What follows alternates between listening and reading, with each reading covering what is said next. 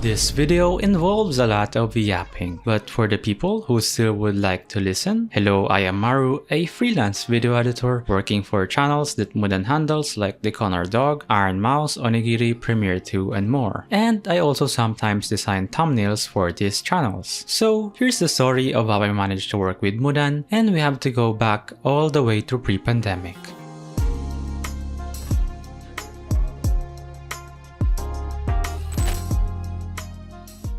It was going to be Maru's first year of college, and the course he took was Information Technology, since this was the only one where he could pass the scholarship. You see, back then, Maru only had experience editing for people on Fiverr, and his film skills are what to be expected of a high school student doing school projects. So, he continued doing his course while pursuing video editing on the side. The first year of university was actually doing great. Maru had new classmates, the subjects were not as hard yet, and it should be done in no time. However, while Maru was outside on his way back home, news about a certain disease had made its way through the Philippines, and Maru didn't know yet, but this was about to be his last time leaving his house in a while.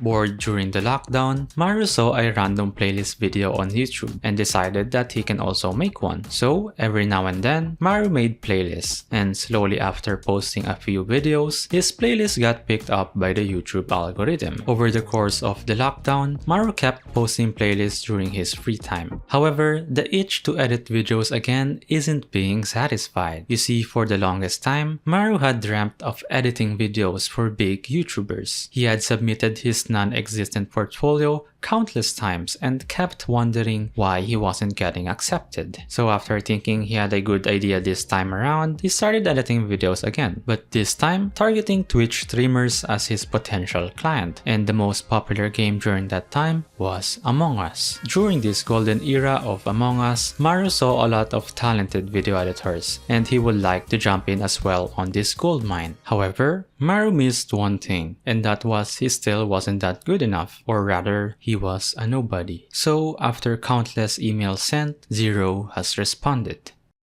After Maru realized this problem, he almost gave up, but then he decided, let's do one more edit. So he quickly grabbed the Twitch stream after the live ended, edited it the whole day, and annoyed this certain streamer to hopefully watch the video he has edited for them. And soon enough, they responded.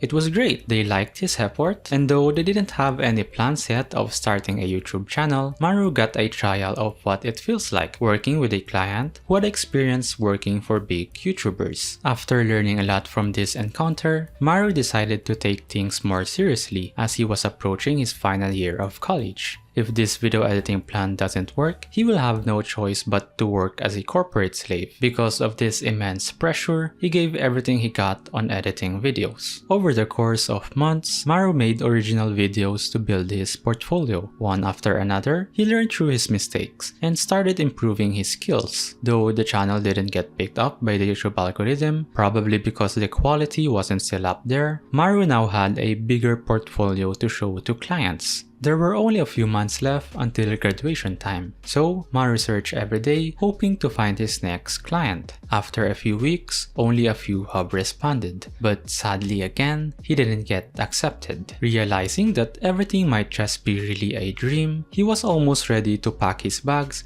and return to the real world. But a few weeks later, he received a message saying he got accepted as a video editor. There was a trial again. But this time around, Maru was prepared, and he managed to complete it. Soon enough, Maru finally graduated college and started working full-time as a video editor for this channel. Over the course of a year, Maru has consistently edited videos for this channel, with a total of over 50 long videos and 300 shorts edited. During this run, however, Maru felt the burnout and decided that he needed a change of pace.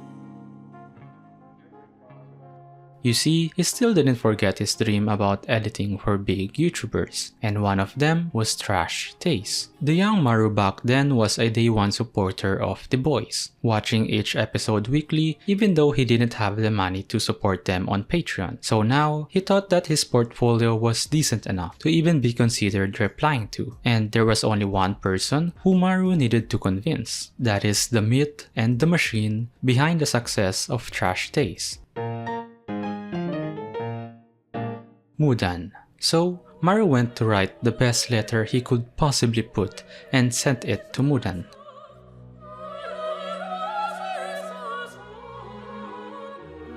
All of a sudden, there was a reply. Maru wasn't accepted. You see, Mudan already has a big team of people working for him, and he wasn't currently looking for another one. Maru was also using the software DaVinci Resolve, which is incompatible with the Adobe application that Mudan's team were using. A week passed while Maru kept looking for new work, and all of a sudden, Mudan messaged him again. Maru didn't know why or how or what, but he accepted the trial that Mudan gave him to prove his skills. After years of hard work and finally getting to this point, Maru did his best while using a software he hasn't even touched yet. But with all of his experience, he didn't let a software stop him this time. No buts, no reasons.